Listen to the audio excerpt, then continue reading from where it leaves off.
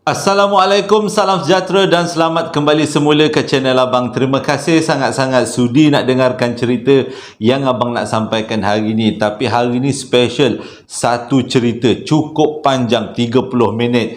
Jadi sebelum kita mulakan cerita, Abang ada satu pengumuman, iaitu pada 18 hari bulan 11 sampai 30 hari bulan 11, Abang buat promosi sambal lara. Selalunya kalau beli 3 paket harganya jadi lebih kurang RM38.70 lah lebih kurang. Tapi kali ini kalau beli 3 paket Abang jual dengan harga RM33.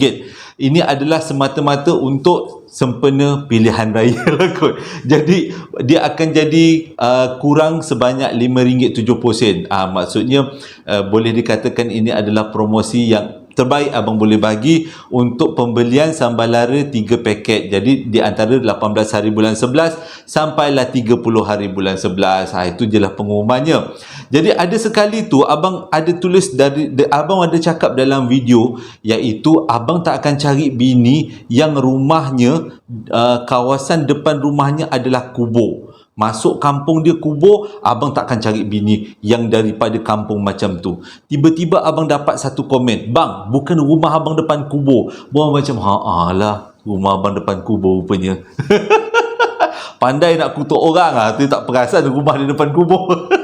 Jadi sebelum kita mulakan cerita, marilah kita sama-sama berdoa kepada Allah Ta'ala. Bismillahirrahmanirrahim. Moga-moga Allah panjangkan umur kita, berikan kesihatan yang baik untuk kita semua, diberikan kemudahan dalam segala urusan kita, diberikan rezeki yang melimpah ruah, dan dipermudahkan segala urusan kita dunia dan di akhirat. Dan moga-moga juga Allah memberikan syurga untuk mak ayah kita di sana. Amin ya rabbal alamin. Jadi tanpa membuang masa, cerita kali ini panjang. Abang sampaikan satu pengalaman khas daripada salah seorang pendengar kita dengan nama yang digunakan adalah Min, tapi seorang lelaki lah. Cerita kali ini disampaikan oleh seorang lelaki namanya Min. Dia umur kalau tengok lebih kurang awal 30-an. Pada tahun 2015, Min dapat kerja di Kota Kinabalu, Sabah sebagai salah satu badan beruniform. Jadi disebabkan itu, dia diberi peluang menduduki satu rumah kuartus kerajaan dekat sana. Dia kata bila dapat kuartus kerajaan tu dia rasa bersyukur sangat-sangat, sebab pada waktu tu dia masih lagi bujang. Jadi dia dapat kuartus kerajaan tingkat 1. Tak jauh sangat, maksudnya tak adalah tinggi sangat, setakat naik satu tingkat daripada ground floor. Tapi yang menjadi peliknya, Min kata, waktu dia duduk dekat situ ada satu persoalan paling besar. Yang pertama, persoalannya adalah kenapa rumah tingkat 1 ini tak diduduki orang. Tingkat 2 ada orang, tingkat 3 ada orang, tingkat 4 ada orang. Tapi kenapa tingkat 1 yang tak ada orang? Daripada ground floor naik aja satu tangga, kenapa tak ada orang? Itu yang jadi peliknya. Selalunya tingkat 1 lah yang menjadi rebutan. Kalau tingkat ground floor tu dijadikan tempat parking, tingkat 1 lah memang orang selalu berebut. Tapi kenapa tingkat 1 tu memang tak ada orang nak duduk? Itu persoalan pertama. Persoalan kedua adalah blok kuartus kerajaan tempat Min duduk, Min dapat ni, dia ada 2 wing. Wing kanan dengan wing kiri. Wing yang tempat Min duduk ni adalah di wing kanan. Tapi yang pelik, di wing kiri, semuanya daripada ground floor sampai tingkat ke atas, kalau tak silap abang 5 tingkat, semuanya kosong. Dan yang lebih pelik lagi, depan blok rumah Min pun sama juga. Wing kanan penuh orang daripada tingkat bawah sampai tingkat atas. Tapi wing kiri daripada tingkat bawah sampai tingkat atas semuanya kosong. Jadi ada 2 persoalan yang pelik. Kenapa tingkat tu kosong? Kenapa orang tak nak duduk di tingkat 1? Tapi bila Min masuk dalam rumah tu, dia rasa ada satu perasaan yang dia kata bukanlah perasaan takut, tapi perasaan seperti seolah-olah ada sesuatu yang tinggal dekat sini. Jadi bila dia masuk dalam rumah tu, dia kata waktu tu bujang dia kata berabuknya memang tak boleh nak cakap lah. Dia punya tebal habuknya boleh kata 1 inci. Jadi mengambil masa daripada pagi sampai ke petang, digunakan untuk membersihkan keseluruhan rumah, bukan sikit-sikit punya tebal, bukan sikit-sikit punya habuk, memang banyak. Bila dia dah habis kemas semua, barulah kawan-kawan dia datang nak melawat. Biasalah kawan-kawan bila dah habis kemas baru datang. Bukan apa, bagi semangat.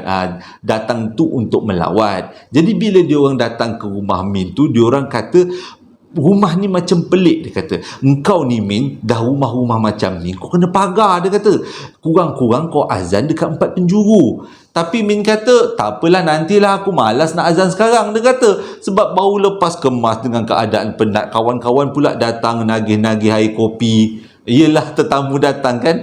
Tapi Min kata tak ada air kopi, aku baru pindah. Dia kata, jadi dia tak adalah hati nak azan. Tunggulah besok hari Jumaat. Dia kata, hari Jumaat tu lah aku azan. Kawan dia kata, jangan, kita masuk rumah pertama time tu juga kita azan. Tak apa, kau jangan banyak-banyak bunyi, biar aku azan. Ni kawan dia cakap lah ni. Pada waktu tu yang datang lebih kurang 2-3 orang. Jadi kawan dia pun angkatlah tangan nak takbir, nak melaungkan azan. Waktu tu dia nak laungkan azan dekat sebelah tingkap, kalau tak silap abang. Dia pun tarik nafas, mulalah Allah, baru nak cakap Allahu Akbar, tak habis lagi Allahu Akbar tu, tiba-tiba pintu bilik dalam rumah tu berdentum kuat gila, kata Min. Sampaikan semua orang berganjak daripada tempat dia orang duduk. Maksudnya dia punya terkejut tu lain macam. Bulu roma dekat tangan jangan nak cakap lah, memang meremang. Tapi yang paling tak sedap, bulu tengkuk pun meremang. Sebab orang tua-tua cakap, kalau bulu tengkuk tu meremang, itu maksudnya ada sesuatu. Kalau bulu roma tangan ni meremang, itu maksudnya perasaan. Perasaan takut-takut yang macam abang selalu kena tu kan. Punya perasaan aja. Kalau bulu tengkuk meremang, itu memang ada sesuatu. Jadi terbuktilah, bila kawan dia mula nak azan, ya Allahu Akbar pun tak habis, pintu salah satu bilik berdentum kuat-kuat. Waktu tu kawan dia tak jadi nak azan. Tak apalah Min, aku tak jadi azan lah. Ada yang marah, dia kata, engkau je lah yang azan. Kalau rumah aku dah azankan. Tapi itulah, dia kata, lebih afdol kalau tuan rumah tu azankan. Min pun tergelak lah kan. Min kata dia tak takut, tapi dia rasa macam berteka-teki, siapa yang tinggal dekat rumah ni sebelum ni? Apakah sejarah rumah ni? Jadi kawan-kawan dia balik. Waktu tu petang Khamis. Besoknya hari Jumaat, pagi-pagi, malam tu Min tidur tak ada apa-apa. Dia kata, pagi-pagi dia pun dah siap-siap mandi semua. Sebelum pergi kerja, 4 penjuru rumah dia azan. Daripada ruang tamu ke bilik-bilik ke dapur. Tapi sewaktu Min laungkan azan, tak ada satu pun benda yang pelik. Jadi selepas tu dia pun pergilah kerja. Bila sampai dekat office, dia ceritakan dia ceritakan kisah ini pada kawan-kawan office dia. Kawan-kawan dia beritahu, kalau kita nak tahu rumah kita tu memang ada benda-benda yang pelik ataupun benda yang tinggal dekat dalam tu, senang aja. Kau beli limau, potong limau tu, letak dekat penjuru-penjuru rumah. Kalau limau tu tiba-tiba membusuk, maksudnya membusuk dalam tempoh masa yang sangat sekejap, maksudnya rumah kau tu memang ada memang ada benda yang tinggal. Jadi balik daripada kerja petang tu, Min pun potonglah limau. Dia dah potong, balik pada kerja, balik pada sembahyang Jumaat, salah abang cerita. Balik pada sembahyang Jumaat, dia kata hari tu dia setengah hari je kerja. Dia potonglah limau, dia beli kat kedai, dia letaklah dekat 4 penjuru rumah. Min kata, tak sampai petang, limau yang dia letak semuanya kering. Pelik, seolah-olah limau tu diletakkan dekat padang pasir. Macam mana boleh kering pun tak tahu, dia kata. Memang kering kontang limau tu. Jadi dengan kata lain, mungkinlah dia kata pada rumah ni ada benda-benda yang tak seronok lah. Jadi bila dah habis letak limau pun dah kering, badan pun dah penat nak tunggu waktu asar, dia pun baringlah dekat depan TV. Maklumlah, dia kata rumah bujang tak banyak perabot. Salah satu perabotnya adalah TV. Tapi TV tu dia letak dekat lantai. Disebabkan hari tu dia kerja setengah hari, dia pun baringlah menghadap TV. Bila dia menghadap TV, dia tertidur. Selang beberapa minit, dia rasa badan dia begitu berat, terutama dekat bahagian muka. Macam muka dia ni dihimpap dengan sesuatu. Tangan, kaki semua boleh gerak, cuma mukanya. Jadi dia buka mata. dia cuba untuk bergerak, untuk alihkan sesuatu daripada muka dia, seolah-olah mukanya ditekan dengan sesuatu, tapi dia tak tahu apa yang dia capai. Macam angin, apa kalau muka aku ni tiba-tiba macam ada benda henjak, benda pijak kan. Dia cuba alih-alihkan tapi tak ada, tak dapat apa-apa. Tiba-tiba dia ternampak, dia kan tidur depan TV kan, dia ternampak ada bayang-bayang daripada TV. Nak tahu apa dia? Nenek tua tekan tangan dia dekat muka Min. Waktu tu dia nampak nenek tua. Bila dia nampak bayangan daripada TV, boleh bayangkan TV yang tertutup, nampak bayang kita, ya Allah ya Tuhan kulah kalau abang lah. Tapi Min kata waktu tu dia rasa lebih kepada macam mana nak melepaskan diri. Jadi bila dia nampak nenek tu, dia tahu itu adalah penghuni dekat rumah tu. Cuma dia tak nampak muka dengan jelas. Dia nampak badan hitam, rambut hitam semua, maksudnya bayang-bayang hitam yang menekan kepala dia, tapi dia tak nampak dengan jelas. Cuma waktu tu dia ingat satu, Allahu Akbar. Bila dia sebut Allahu Akbar 3 kali, bayang-bayang hitam tu hilang. Dia boleh nampak kan daripada pantulan kaca TV tu, bayang-bayang tu hilang dan dia pun boleh bangun. Bila dia bangun, benda pertama yang dia buat keluar rumah, sebab dia rasa kalau dia duduk dalam rumah mungkin dia dalam keadaan yang tak selamat. Jadi dia pun duduklah luar rumah. Dia tengok dekat rumah dia, apa benda pula yang benda hitam tadi duduk jengah-jengah. Jadi dia kata tak sedap hati, dia masuk balik dalam rumah, dia ambil wallet, ambil kunci kereta, keluar daripada rumah, dia pergi jalan-jalan dulu untuk menenangkan perasaan. Sambil-sambil tu dia pergi kat masjid sembahyang asar sekali. Lepas habis sembahyang asar, dia pun balik ke rumah. Pada waktu tu dia dalam keadaan ragu-ragu. Adakah malam ini dia akan kena himpap sekali lagi? Tapi Alhamdulillah malam tu tak ada apa-apa masalah, okey je. Selang 2-3 hari selepas tu, adalah kawan dia daripada pejabat lain nak datang menompang dekat rumah dia. Dia kata ada urusan kerja lah. Min kata tak ada masalah, tompang je lah rumah aku, dia kata. Sebab dia waktu tu bujang. Jadi bila kawan dia datang macam biasalah, berehat-rehat, berborak-borak. Lebih kurang pukul 10 malam, Min kata nak tidur, kawan dia pun kata nak tidur jugalah. Jadi diorang pun masuklah bilik masing-masing, ada bilik kosong. Tapi selang lebih kurang 1 jam selepas tu, Min terdengar ada orang seperti tergocoh-gocoh nak keluar daripada rumah. Waktu tu Min keluar daripada bilik, Min tengok kawan dia tengah bungkus-bungkus baju nak keluar. Dia tanya dengan kawan dia, kau kenapa tiba-tiba tergesa-gesa nak keluar ni? Dia kata, tak ada apa-apa.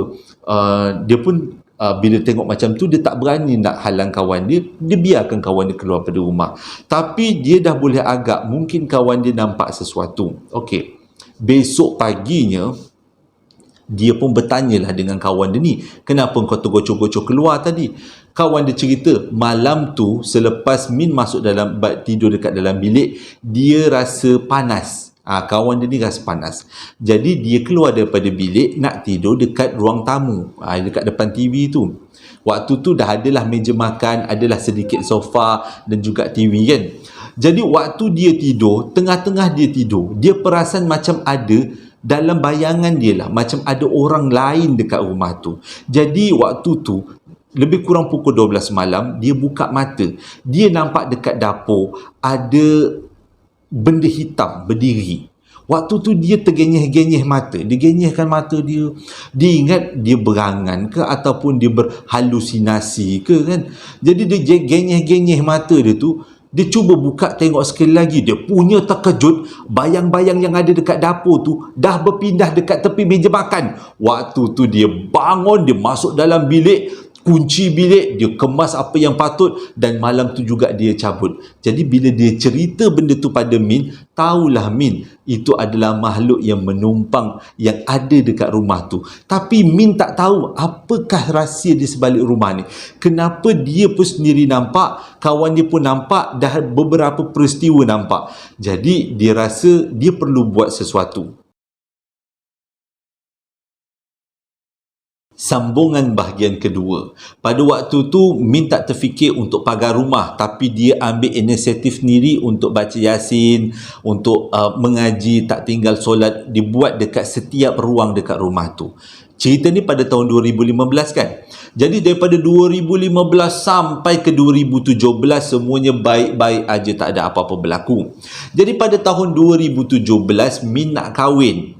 Jadi dia jumpalah dengan pasangan hatinya orang Sabah juga. Jadi Min ni sebenarnya orang Pahang kalau tak silap abang. Pahang. Jadi dia jumpalah dengan orang Sabah, Sumandak kan. Kalau tak silap abang, kalau orang Sabah dipanggil Sumandak kan. Jadi dia jumpa dengan orang Sabah, jadi terpikatlah dia. Jadi dia orang pun berkahwin. Tapi Min kata sebelum dia kahwin, dia dah panggil orang untuk pagar rumah. Sebab dia tak nak bini dia dalam keadaan yang takut. Yalah, didengki, dikacau lah dengan sesuatu. Jadi Min kata semuanya baik-baik aja selepas proses pagar rumah tu. Pada tahun 2017 tu juga, hujung-hujung 2017, Min mendapat kabar gembira. Dia mengandung, isteri dia mengandung. Jadi ini adalah anak pertama dia orang. Tapi sewaktu isteri dia mengandung, Min selalu pergi ada kerja luar, kita panggil apa, ada duty lah dekat luar. Banyak kali Min tinggalkan isteri dia seorang-seorang dekat rumah. Min yakin tak akan ada apa-apa lagi yang berlaku dekat rumah sebab rumah tu telah dipagar dan rumah tu telah dibacakan Yasin oleh Min sendiri. Usaha dia untuk pagar rumah di samping panggil ustaz. Jadi ceritanya pada satu hari Min mendapat telefon daripada bini dia supaya Min cepat balik kalau dah habis urusan.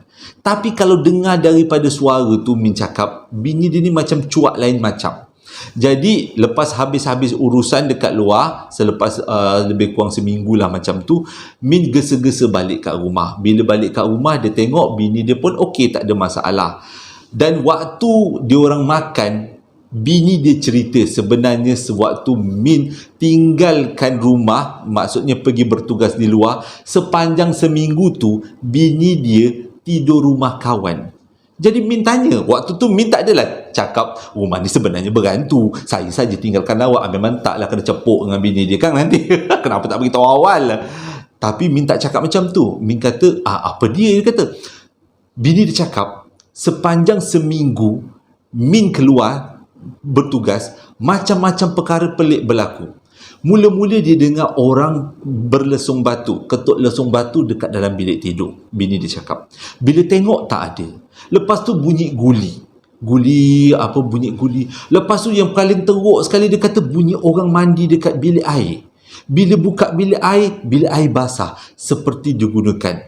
Mula-mula dia rasa boleh lagi lah, okey, boleh kontrol lah. Dia kata mungkin sebab rumah ni dulu pernah dikosongkan dalam satu tempoh masa yang lama, kata bini dia. Yang itu Min cerita lah kan.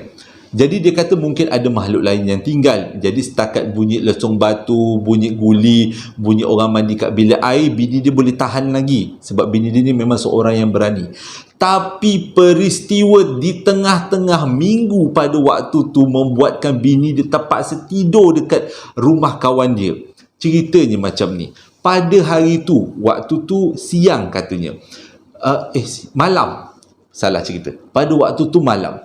Bini dia cerita, pada waktu tu dia tengah tengok TV. Layanlah TV, tak ada masalah.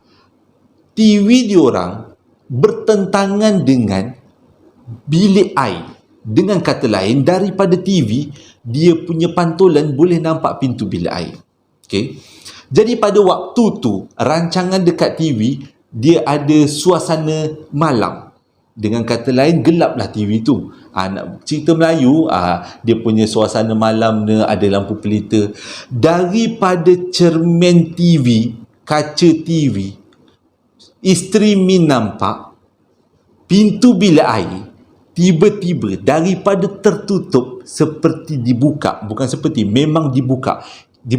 Nampak pintu bilik air dibuka secara perlahan-lahan. Waktu tu bini Min tengok aja ke arah pantulan pintu bilik air tadi daripada cermin TV, kaca TV. Selepas pintu bilik air terbuka, penutup tandas yang tadinya terletak tiba-tiba diangkat. Waktu tu dia dah cuak dah. Alamak, ni dah pintu bilik air terbuka, yang ni pula penutup tandas diangkat. Belum sempat berkelip, tiba-tiba Penutup tandas tu dihempaskan, menutup tandas balik dan keluarkan satu bunyi yang kuat, bang, macam tu. Waktu tu bukan, dah lah mengandung, memang terkejut lah kan.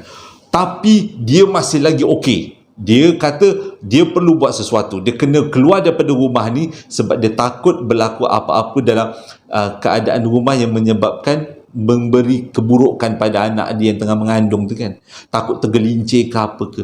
Jadi bini Min bangun dalam keadaan berani, pergi dekat bilik air, dia tutup pintu bilik air dan dia pun berjalan perlahan-lahan nak keluar daripada rumah. Waktu dia capai kunci rumah, dia dengar dekat dalam bilik air seperti orang mengamuk. Habis bunyi macam shampoo, sabun dikucar-kacirkan dalam bilik air itu, macam berperang dalam bilik air itu. Tapi bini Min tak toleh belakang. Dia tahu dalam bilik air itu ada sesuatu yang buat kerja. Dia pun dengan perlahan-lahan, sebab menjaga keadaan dia yang tengah mengandung kan, dia pun buka pintu rumah, dia pun keluar daripada rumah, tutup pintu balik, pakai selipar dan zoom lari pergi rumah jiran. Waktu tu dia kata, "Sip baik tak jatuh," dia kata, tapi dia punya perasaan takut tu memang tak boleh nak cakap. Sampai dekat rumah jiran, cungak-cungak cerita dekat jiran apa yang berlaku. Lepas tu jiran pun teman pergi ambil barang-barang. Akhirnya tidurlah rumah jiran 4-5 hari. Jadi Min ceritakan itulah puncanya dia tidur rumah jiran, dan itulah puncanya dia minta Min balik segera dekat rumah tu, balik daripada bertugas segera, sebab bini dia ketakutan. Jadi Min kata itu sesuatu yang sangat tak baik lah, sebab bini dia tengah mengandung. Tapi sepanjang dia mengandung tu, Alhamdulillah tak ada apa-apa dan dapat melahirkan anak dengan baik pada tahun 2018. Lebih kurang tengah 2018 lah macam tu, ujung tengah lebih kurang. Jadi sepanjang diorang ada dekat rumah tu, Min kata tak ada lagi kemunculan, semuanya okey. Sampailah anak dia berumur 1 tahun, sampailah anak dia berumur 8 bulan. Pada waktu tu anak dia pula diberikan kecerdikan, kepandaian. Pada umur 8 bulan dah boleh cakap mama, papa. Adalah perkataan-perkataan mudah. Tapi nak jadi cerita, waktu satu hari tu, satu malam, anak dia waktu tu belum pandai jalan, masih lagi merangkak. Min kata dia merangkak ke arah bilik air. Ingat tak bilik air yang tadi tu kan? Bilik air, sampai dekat bilik air, dia tolak pintu bilik air. Dia boleh cakap macam ni, "Nenek, nenek, nenek." Kalau kita jadi mak bapak, anak umur 8 bulan, memang kita tahu hijabnya terbuka. Lepas tu duk nenek-nenek depan pintu bilik air. Dah sah-sah lah dalam otak kita akan terfikir, ada nenek dalam pintu bilik air yang menghuni bilik air itu. Sebab memang bunyi orang mandi dekat bilik air memang selalu. Bunyi lesung batu memang selalu. Bunyi guli memang selalu. Jadi bila dah macam tu, itu adalah salah satu benda yang menakutkan. Sebabnya anak dia dah mula nampak apa yang ada dekat dalam rumah tu. Jadi Min sejak daripada tu berpakat dengan bini dia, dia tak kasih anak dia tidur jauh-jauh daripada diorang. Diorang tidur satu bilik. Tapi bila dia dah besar, anak dia membesar, sampailah anak dia berumur 1 tahun 7 bulan, diorang belikan katil, dan katil tu diletakkan sebelah katil Min. Tapi masih lagi diorang tidur satu bilik. Tak dia kasih tidur anak dia keluar daripada bilik tu, sebab peristiwa anak dia panggil nenek dekat dalam bilik air. Dia yakin anak dia nampak sesuatu dari dalam bilik air. Kisah ini dilanjutkan pada tahun 2019. Waktu tu anak Min dah berumur 1 tahun lebih. Waktu ni lah berlaku satu peristiwa yang betul-betul Min nampak siapa yang duduk dekat rumah dia sepanjang daripada 2015. Betul lah, 2015 sampai 2019. Pada waktu tu diorang bertiga tidur dalam bilik. Tiba-tiba anak dia menjerit sekuat-kuatnya sampaikan Min dengan isteri dia terbangun, terjaga. Bila terjaga, anak dia daripada katil yang paling hujung meloncat ke muka Min. Dan Min bangun dengan tujuan nak sepak anak dia, sebabnya melompat dekat muka. Kerana umur 1 tahun dah berat lah kan. melompat kat muka set bike. Dia kata dia punya leher tak tergeliat. Tujuan dia bangun tu, dia nak bagi nguat, nak kuti anak dia. Apa benda pula menjerit tengah malam melompat dekat muka abah? Nak gitulah mulanya. Tapi waktu Min bangun, Min tergamam. Dekat hujung katil dia orang, ada seorang nenek tua. Rambutnya panjang, matanya ungu, bajunya kusut masai, dan dia tersenyum ke arah Min.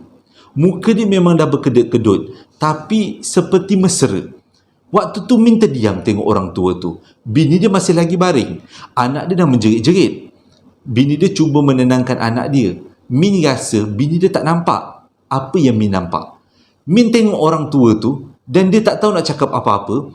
Dan tiba-tiba dia teringat dia perlu cakap Allahu Akbar. Dan bila dia cakap Allahu Akbar, nenek tu terus keluar daripada bilik tu seolah-olah terbang. Dia kata yang paling diingat adalah mata nenek tu macam mata manusia tapi berwarna ungu. Rambut jangan cakaplah, mengurai panjang sampai ke kaki. Dan dia agak bongkok memegang satu tongkat. Dan tongkat dia tu diukir dengan sangat cantik, dia kata. Jadi dengan kata lain, Min tergerak dalam hati. Oh, rupanya inilah orang yang tinggal dekat rumah aku. Daripada mula aku pindah rumah ni 2015 sampai dah 2019. Dan itu adalah titik peristiwa Min boleh berinteraksi dengan nenek tu. Setiap apa yang terjadi dekat rumah tu, Min akan cakap. Contohnya, tiba-tiba dengar bunyi orang mandi kat bilik air. Min akan cakap, "Nek, tak payahlah mandi lama-lama. Saya juga yang bayar bil, bukan nenek." Macam tu. Diam. Mandi-mandi tiba-tiba senyap. Anak dia tiba-tiba menangis. "Janganlah didengki anak tu, Nek. Nek kalau nak tinggal kat sini, tinggal je lah. Janganlah dengki anak saya." Dia cakap macam tu. Anak dia pun diam. Tiba-tiba dengar huru-hara dekat dalam bilik air, seolah-olah macam ribut taufan dalam bilik air. Waktu tu dia pun pergi dekat depan pintu. "Nek, boleh tak kalau nak mandi tu mandi elok-elok? Kalau dah mandi macam ni, anak saya pun takut tau. Kalau nenek nak tinggal kat sini, tinggal elok-elok. Saya tak heran, saya okey je. Tapi janganlah buat yang bukan-bukan. Kalau nenek nak sangat, tak nak diganggu, pergi tinggal dekat blok yang tak ada orang tu. Tak nak pula." Dia cakap macam tu. Abang buat lakonan semula. Sebab abang dapat cerita ni daripada panggilan telefon. Dia cakap macam tu. Marah nenek tu. Dan bila setiap kali dia marah nenek tu, hilang. Tak ada lagi gangguan, tak ada apa. Jadi dia kata banyak tahun jugalah, banyak bulan jugalah nenek tu dah tak muncul-muncul. Pada satu malam nenek tu muncul. Nenek tu dalam keadaan yang sedih. Dia cakap macam ni, "Janganlah marah nenek. Nenek nak tinggal dekat sini. Inilah rumah nenek. Janganlah dimarah nenek ni. Tolonglah kasihani nenek." Terkejut Min bila bangun daripada mimpi. Pula aku ni dah menyakitkan hati nenek tu ke apa? Kesian pula kan dia tengking-tengking orang tua. Itu perasaan Min pada waktu tu. Waktu nenek tu datang. Jadi selang beberapa hari, Min mimpi sekali lagi nenek tu. Nenek tu cakap nenek nak beritahu kenapa nenek nak tinggal dekat rumah ni. Jadi dalam mimpi tu Min dibawa berjalan di sekitar kawasan perumahan dia, apartmen tempat dia tinggal, kuartus kerajaan tu kan. Min kata dulu dia macam seperti balik ke zaman dulu tau, dia kata. Zaman ratusan tahun yang dulu. Rupanya kawasan tu adalah satu bandar, satu perkampungan yang seolah-olah bandar. Pada waktu tu ramai orang tinggal kat situ, tapi orang mula berpindah daripada situ selepas kawasan itu dilapangkan dan dibangunkan beberapa bangunan. Dengan kata lain, diorang berpindah nak cari kawasan lain, seolah-olah macam kita ni yang mengacau tempat diorang. Tapi dalam banyak-banyak makhluk yang ada kat situ, nenek tu seorang aja tak nak pindah. Sebab dia kata dia memang suka tinggal dekat sini. Dia kata dalam mimpi tu Min tanya, kalau betul lah ini tempatnya, tempat kampung nenek dulu, dia kata, ada tak tanda-tanda yang paling jelas? Nenek tu cakap, kalau kau nak tahu tanda yang paling jelas, dekat kawasan tepi bangunan ni dulu ada satu sungai yang sangat besar. Jadi dalam mimpi tu memang Min nampak sungai.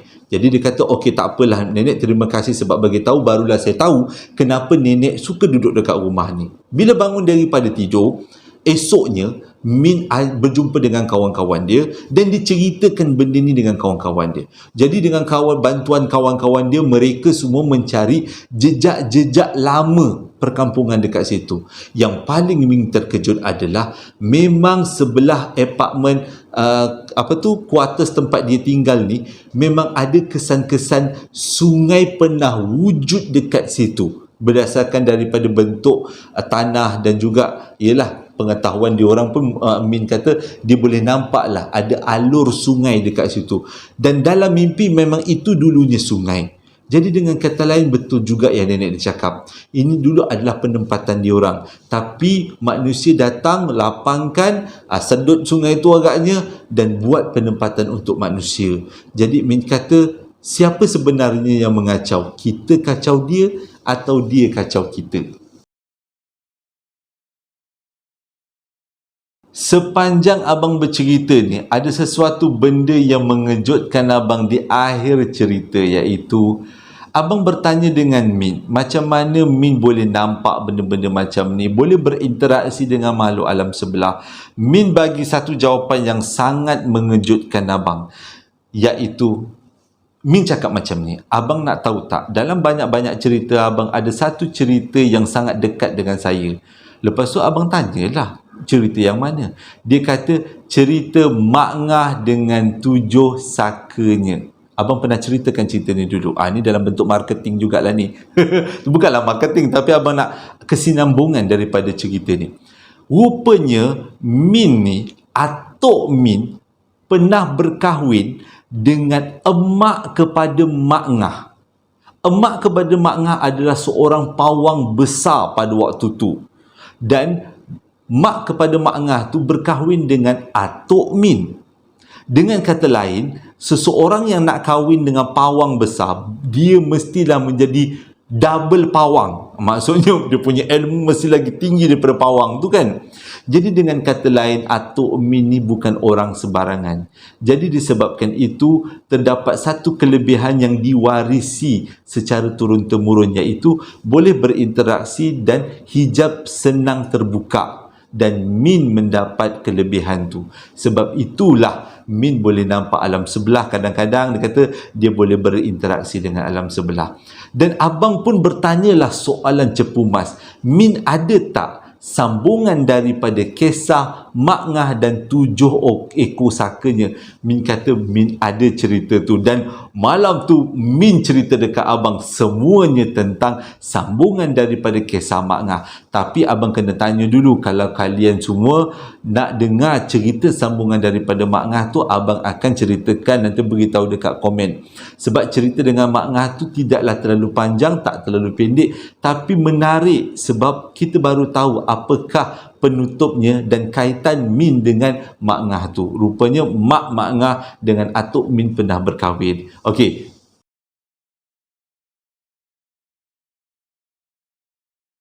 Terima kasih sangat-sangat sudi dengarkan cerita yang abang nak sampaikan hari ini. Moga-moga menjadi iktibar dan hiburan. Kita dengan alam sebelah ni memang duduk sebelah menyebelah. Jadi dengan kata lain, bila abang dapat cerita-cerita macam ni, tak perlulah terlalu takut. Tapi berdasarkan cerita ni, pengajaran yang abang dapat adalah abang perlu meningkatkan kebergantungan abang kepada Allah Ta'ala. Jadi meningkatkanlah juga. Benda tu bagus juga abang banyak berselawat, sebab takut sikit selawat, takut sikit selawat, macam tu lah. Jadi banyak benda yang abang belajar daripada sini. Jadi sebelum abang tamatkan cerita, jangan lupa start daripada 18 hari bulan 11 hingga 30 hari bulan 11, abang buat promosi sambal lara. Beli 3 dapat harga RM33. Tak lebih kurang macam tu lah. Selalunya kalau beli 3 dapat RM38.70. Ini daripada RM38 dikurangkan menjadi 33. Moga-moga dapatlah membantu sikit. Ini adalah promosi sempena hujung tahun. Terima kasih sekali lagi sudi dengarkan cerita yang abang sampaikan. Hingga berjumpa lagi dalam 2 hari akan datang. Tapi jangan lupa, hari ini hari Khamis, kita mengundi hari Sabtu. Pilihlah pemimpin yang betul. Okey, hingga berjumpa lagi dalam 2 hari akan datang. Assalamualaikum warahmatullahi wabarakatuh.